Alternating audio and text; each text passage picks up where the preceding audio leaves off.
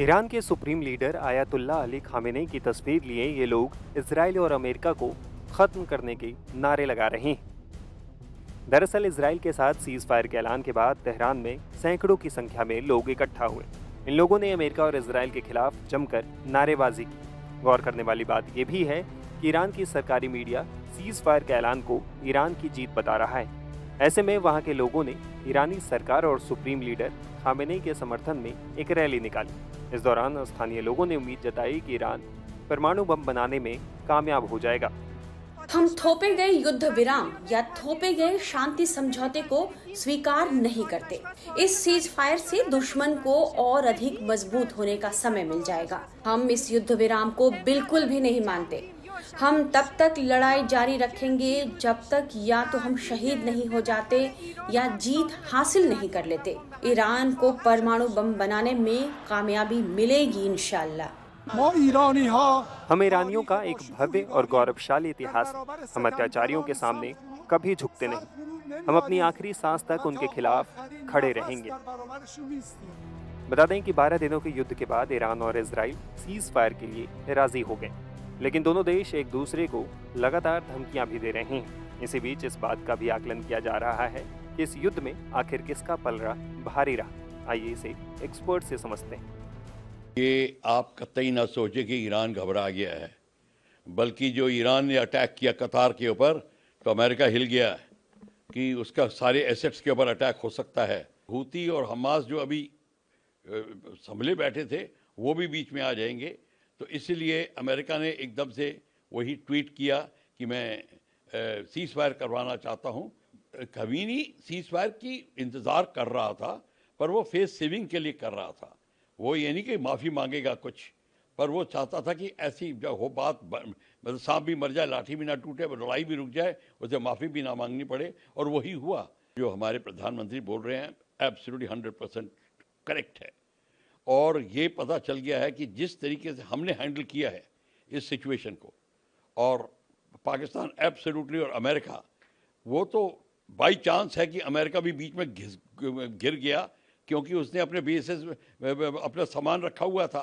वही स्थिति हुई है जो एग्जैक्टली कतार में हुई, यहाँ पे भी हो चुकी थी कि अमेरिका को पता चल गया कि अब भारत पीछे हटने वाला ही नहीं है, और उसने एकदम से, और जिस प्रिसीजन से और जिस प्लानिंग से उसने अटैक किए इतने सारे बेसिस के ऊपर, खासकर नूर खां के ऊपर और खासकर चकलाला और ऑल द प्लेसेस के ऊपर, जो उसने जिस तरीके से अटैक किए हैं और जो नुकसान हुआ है। अब सुनने में आया है कि अमेरिका के अपने भी इंटरेस्ट वहाँ दबे हुए थे उनके ऑर्डिनेंस डिपो के अंदर, अंडरग्राउंड उसमें। तो इसको लेकर अमेरिका ने जो कि ऐलान किया है, हाँ, वो अब क्लियर हो गया दुनिया को कि ये भारत को पाकिस्तान ने अप्रोच किया था।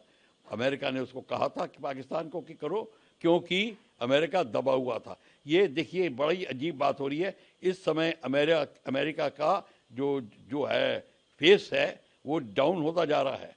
अब हर जगह उन लोगों को पता चल गया है अमेरिका वो नहीं है जो बात करता है। हालांकि अमेरिका ने इनिशिएटिव जरूर दिखाया है और न्यूक्लियर, ईरान के न्यूक्लियर वेपन बेसिस को जरूर नष्ट किया है, पर बात पॉलिटिकल सिचुएशन उसकी, अब वो जो फेस नहीं रह गया जो पहले होता था।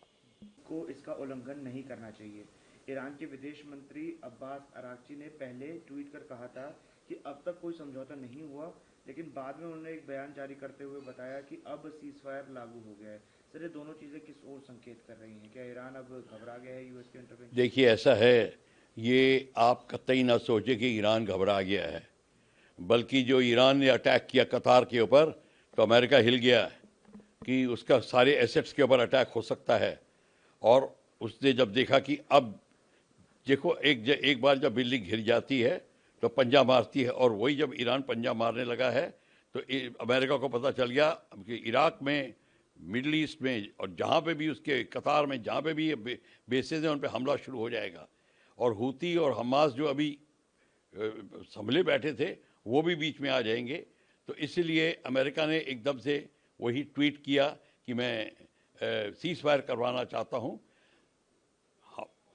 खमीनी सीज फायर की इंतज़ार कर रहा था, पर वो फेस सेविंग के लिए कर रहा था।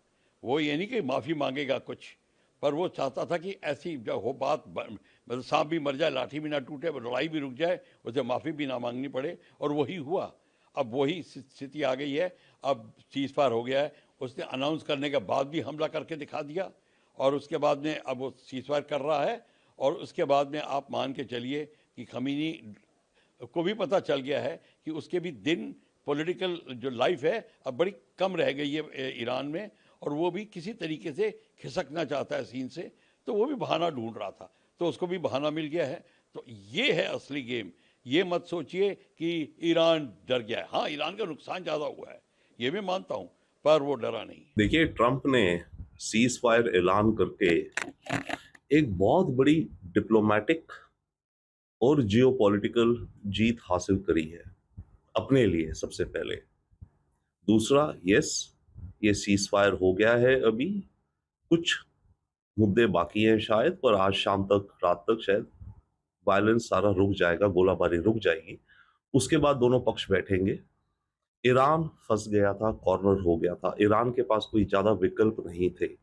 ईरान के पास शायद आखिरी विकल्प फिर यही था कि सुसाइड मोड में चला जाता, कि खाड़ी के, मिडिल ईस्ट के सारे देशों में बमबारी करता, अमेरिकन बेसिस पे करता, और उन देशों को भी इस जंग में खींच लेता, सऊदी को, अरब एमिरेट्स को, बहरीन को। तो पूरा मिडिल ईस्ट एक तरह से जलना शुरू हो जाता।